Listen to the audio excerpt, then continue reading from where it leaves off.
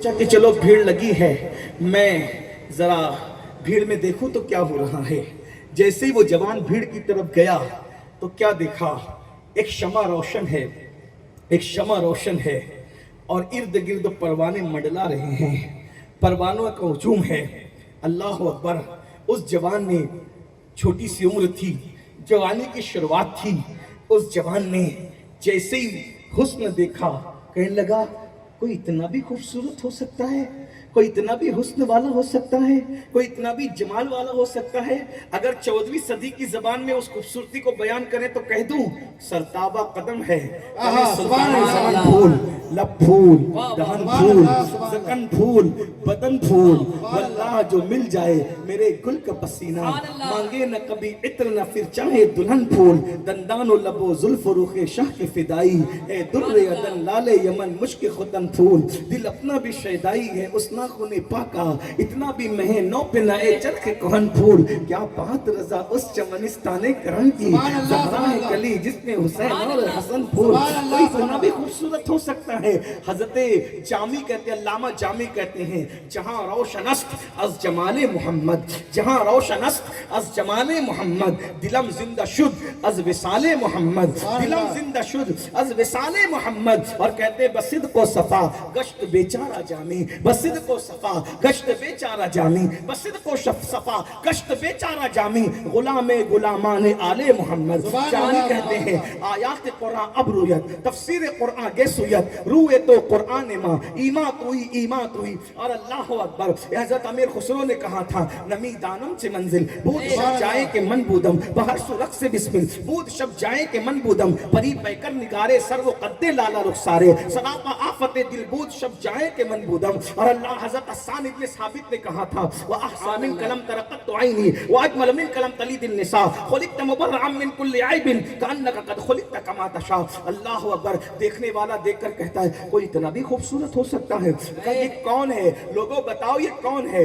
پروانوں کی طرح منڈلانے والوں بتاؤ تو صحیح یہ شمع روشن کون ہے؟ اللہ اکبر۔ محمد شمع محفل بود شب جائے کہ من بودم، محمد شمع محفل بود شب جائے کہ من بودم۔ اللہ اکبر۔ کسی کہنے والے نے کہا انہیں نہیں جانتے، یہ آمنہ کے لال ہے، یہ عبداللہ کا لگت جگر ہے، یہ کالی زلف والا ہمارا آقا ہے، یہ ہماری جان ہے، یہ ہمارے جان کی جان ہے، یہ ہمارے ایمان کی جان ہے۔ مطلب یہ محمد و احمد ہے، حامد و محمود ہے۔ اللہ اللہ، بس اتنا سننا تھا۔ اللہ اکبر۔ وہ جوان کہتا ہے یہ وہی ہیں جنہوں نے نبوت کا اعلان کیا ہے۔ جی جی جی ہاں یہ وہی ہیں جنہوں نے نبوت کا اعلان کیا ہے۔ یہ بتوں کی عبادت سے روکتے ہیں، یہ صلح رحمی کا حکم دیتے ہیں، یہ نماز کا حکم دیتے ہیں، یہ رشتوں کو جوڑنے کا حکم دیتے ہیں، یہ غریبوں کی مدد کا حکم دیتے ہیں، یہ بیواؤں کے ساتھ صلح رحمی کا حکم، یہ بیواؤں کی مدد کا حکم دیتے ہیں۔ اچھا، اور اس کے بعد وہ جوان آگے بڑھتا ہے اور مصطفیٰ کریم صلی اللہ علیہ وآلہ وسلم کے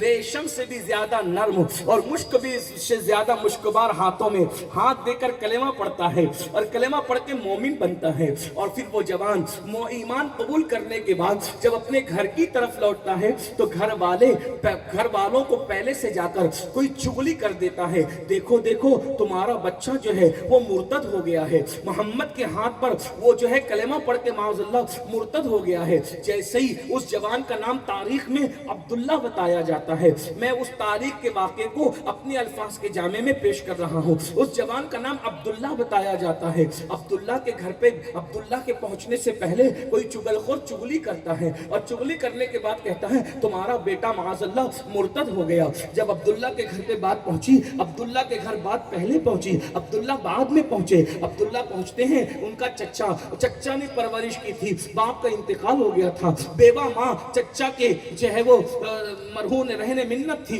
چچا کے احسان تلے دبے ہوئی تھی۔ تو چچا جو ہے کہتا ہے میں نے سنا ہے عبداللہ تم مرتد ہو گئے۔ ایک بات یاد رکھنا میرے جوانوں، اچھی طرح یاد رکھنا، عشق مصطفیٰ انسان کو بزدل نہیں رہنے دیتا، عشق مصطفیٰ انسان کو طاقتور بنا دیتا ہے۔ اس لیے دنیا تمہیں عاشق رسول بننے نہیں دینا چاہتی، دنیا چاہتی ہے کہ تم سب کچھ بنو مگر عاشق رسول نہ بنو. اس لیے یاد رکھو, کہیں میلاد پر پیرے بٹھائے جاتے ہیں, کہیں نعتوں پر پیرے بٹھائے جاتے ہیں, کہیں اللہ اکبر ذکر مصطفیٰ پر پیرے بٹھائے جاتے ہیں, کہیں کہا جاتا ہے کہ ان سے زیادہ پیار نہ کرو, ان کا ذکر زیادہ نہ کرو ورنہ شرک ہو جائے گا. میں نے کہا نادان, کیسے شرک ہوگا؟ اللہ اکبر, اللہ نے سب سے زیادہ قرآن میں جس کا ذکر کیا ہے وہ مصطفیٰ جان رحمت کا ذکر کیا ہے. ارے ذرا سوچ تو صحیح, اللہ اکبر, ان کی زلفیں چہرے پہ آ جاتی ہے تو قرآن اس کو واللیل کہتا ہے, سر پہ جا کر کے سمر جاتی ہے قرآن اسے والضحیٰ کہتا ہے, مانگ نکلتی ہے قرآن اسے مطلع الفجر حق کہتا ہے, وہ تبسم ریز ہوتے ہیں قرآن اسے والنجم کہتا ہے, وہ چلتے ہیں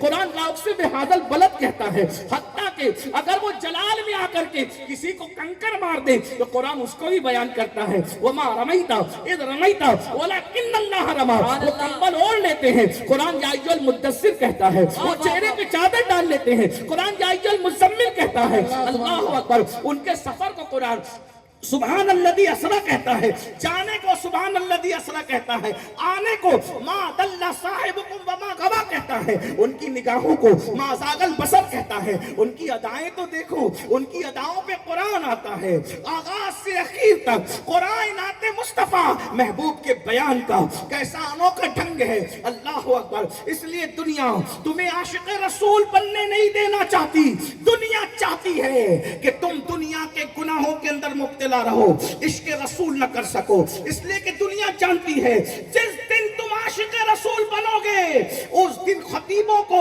نماز پر تقریر کرنے کی ضرورت ختم ہو جائے گی. جب عاشق رسول بنو گے تو مسجد بھی بھرو گے. جس دن تم عاشق رسول بنو گے اس دن افیئر کی مذمت میں تقریر کرنے کی ضرورت ختم ہو جائے گی, کیونکہ جب آمینہ کے لال کو دل دے دو گے تو پھر کسی سے دل نہیں لگاؤ گے. جب تم عاشق رسول بن جاؤ گے تو شراب کی مذمت پر تقریر کرنے کی زحمت خطیب کو گوارا نہیں کرنی پڑے گی, کیونکہ جو عشق مصطفیٰ کا شراب پیے گا وہ پیخانے کا رخ کب کر سکے گا. اس لیے کہ اللہ اکبر, دونوں شراب میں فرق ہے, وہ شراب گرا دیتی ہے, یہ شراب